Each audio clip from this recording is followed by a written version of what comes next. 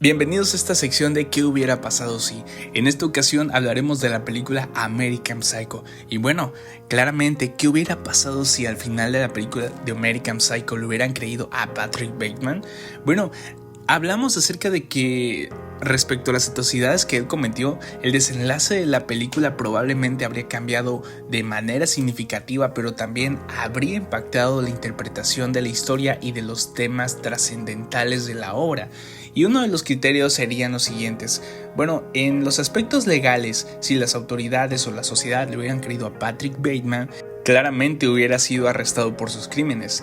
La película que juega con la ambigüedad de Bateman realmente cometió los crímenes o si todo fue parte de su psicosis. Perdería parte del enfoque en el vacío existencial y el nihilismo. Esto abriría la puerta a una posible condena judicial y a un castigo social. En el desenlace para el personaje de Patrick Bateman, si hubiera sido arrestado o encarcelado, esto podría haber dado lugar a una historia más tradicional de justicia donde el villano recibe su merecido, algo que sus actos.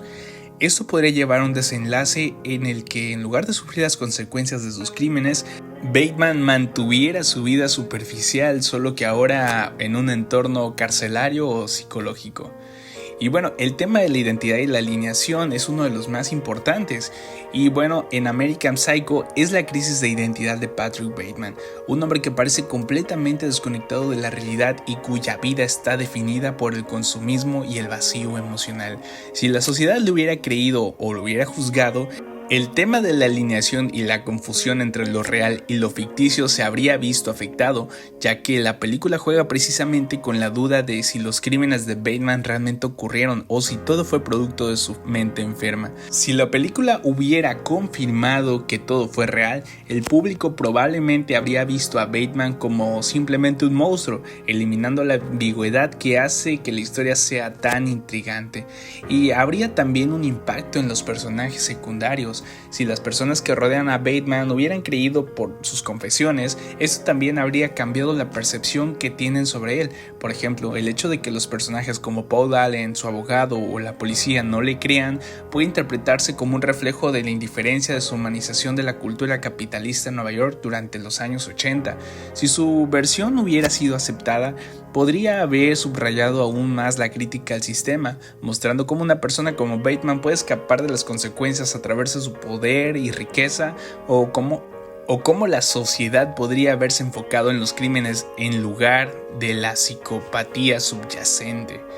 Bueno, conclusión en los términos de crítica social. Si la sociedad hubiera creído a Bateman, la película podría haber adoptado un tono más explícitamente político-moralista, donde al público con la sensación de que Bateman es una manifestación del vacío y la alineación de una sociedad obsesionada con el consumo y la apariencia. Si se hubiera confirmado de todo lo que dice es cierto, se perdería ese enfoque ambiguo y el impacto que tiene la película como crítica a la superficialidad y la deshumanización.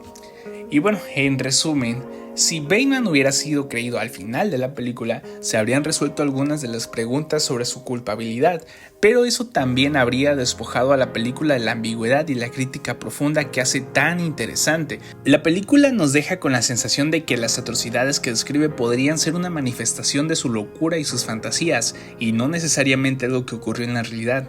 Al darle credibilidad a Bateman, se cambiaría radicalmente la naturaleza de la historia y de su mensaje.